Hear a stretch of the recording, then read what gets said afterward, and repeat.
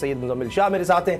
मुजम्मिल, आज की समात में दो तीन बड़ी डेवलपमेंट्स तो ये कि जी जो मुलाकात हुई, कहा गया एजेंसीज के सरबराहान के हवाले से कि उसमें भी बता दिया गया कि फैसला हम दे चुके हैं, इससे हम पीछे नहीं हट सकते।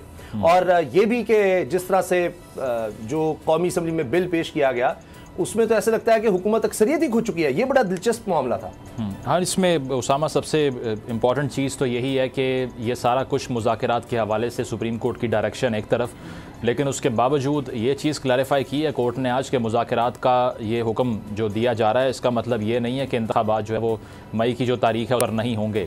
ये इसलिए है कि अगर सियासी जमातें कोई मुतफ़िक़ा तौर पर फ़ैसला करती हैं किसी भी तारीख के हवाले से, तो हम उसके लिए गुंजाइश पैदा करने को तैयार हैं, जो कि बिल्कुल सही बात है, क्योंकि अल्टीमेटली ये सियासी पार्टियों का ही काम था और सुप्रीम कोर्ट का काम नहीं था कि वो इंतखाबात की तारीख तय करती।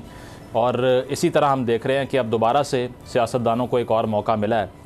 लेकिन अनफॉर्चुनेट चीज़ ये है कि जहाँ सालों में इन पार्टीज़ के मसाइल आपस के हल नहीं हो सके, वो इतनी जल्दी कैसे अब रिजॉल्व हो जाएंगे, ये बहुत बड़ा चैलेंज है। जहाँ तक जरदारी साहब की आपने अपने इंट्रो में बात की, तो उसमें पीपल्स पार्टी का जो स्टांस है मुज़ाकरात को लेकर वो इसीलिए इतना क्लियर है कि they have nothing to lose. Punjab lose करने का सवाल उनके ऊपर नहीं है, नून लीग के ऊपर है। इसीलिए उनको मालूम है कि सिंध हुकूमत जो हमारी है वो तो आगे भी हम मेंटेन कर सकते हैं, दोबारा से मैंडेट ले सकते हैं। तो पंजाब की गेम में पीपल्स पार्टी इतनी बड़ी रोल प्लेयर नहीं है, इसीलिए मुज़ाकरात से वो इतने खौफज़दा नहीं हैं। और बिलावल साहब ने भी एक दो रोज़ पहले कहा था कि आईने पाकिस्तान ख़तरे में है, बात करो, मुज़ाकरात करो। वो इसीलिए कहा था कि उनको इल्म है इस बात का कि हमारे लिए इतना लूज़ करने को नहीं है, तो हम अगर इस बात पे कायल भी करते हैं पीटीआई को, तो हमारे पास कोई ऐसा नुकसान नहीं होने वाला जो नून लीग का हो सकता है। दूसरी जानिब जो नून लीग का स्टांस है वो यही है जो आपने भी कहा कि वो गारंटीज़ भी चाहते हैं और वो आमादगी भी उस तरह से जाहिर नहीं कर रहे इलेक्शन के ऊपर और मुज़ाकरात के ऊपर भी, क्योंकि उनको मालूम है कि महंगाई का सैलाब जो खड़ा हुआ है सर के ऊपर, डिफ़ॉल्ट की बातें हो रही हैं। इसके अलावा जो एक साल की हमारी हुकूमत रही है उसमें जो इन्फ्लेशन का रेट बढ़ा है, उसमें जो सफरिंग आवाम ने देखी है, इस सारे का एहतसाब हो जाएगा अगर इलेक्शन में चले गए तो इसीलिए PMLN के लिए जो है ना ये लूज़ लूज़ सिचुएशन है। लेकिन पीपल्स पार्टी के लिए फिर भी इसमें कुछ ना कुछ फ़ायदा हो सकता है।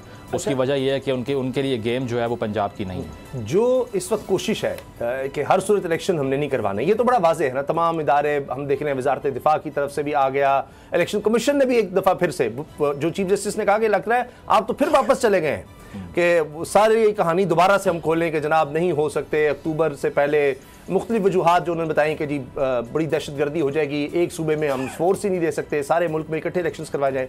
तो क्या आप अक्टूबर से भी देख रहे हैं कि किसी सूरत में आगे जा सकता है मामला? अगर मुज़ाकरात नाकाम होते हैं तो कहेंगे जी अक्टूबर, और अक्टूबर में फिर आगे इसी तरह से घसीटा जाए या बहुत मुश्किल हो जाए? मैं इस पर ख्वाजा आसिफ साहब की जो गुफ्तगू थी वो सुन रहा था। उन्होंने यही कहा कि अक्टूबर में शायद इतनी अनारकी ना फैले जितनी अलग अलग इंतखाबात से हो जाएगी। अगर सूबाई अलग होते हैं, कौमी अलग होते हैं, उसकी वजह यह है कि इतनी ज़्यादा जो डिप्लॉयमेंट होगी पर्सोनल्स की, सिक्योरिटी के एहलकारों की, तो वो बार बार करना मुमकिन नहीं है। तो इसीलिए अभी पाकिस्तान में फॉल्ट लाइन्स इतनी गहरी हो चुकी हैं कि अनारकी की सूरत हाल पैदा हो जाएगी। तो वो अक्टूबर को लेकर भी डाउट कर रहे थे, जो कि वज़ीर दिफा है मुल्क के। तो ऑब्वियसली उस पर भी कोई ख़ास क्लैरिटी नहीं है। लेकिन जहाँ तक कि सारी सुप्रीम कोर्ट का ताल्लुक है, तो उस पर शहबाज शरीफ साहब हों या काबीना हो, सारी वो इस बात पर मुत्तफ़िक है कि ये माइनॉरिटी बेंच है और जिसने ये फ़ैसला दिया और कर रहे हैं। आज़म नज़ीर तारड़ साहब ने भी ये गुफ्तगू की थी, आपके इल्म में भी होगा, कि उन्होंने कहा कि जो 2 जूनियर जजेस को हमने प्रमोट कर दिया, ये असल में हमारी वजह से नहीं हुआ। हवाए नफ्स की है हुक्मरानी, लुटेरा कर रहा है पासबानी।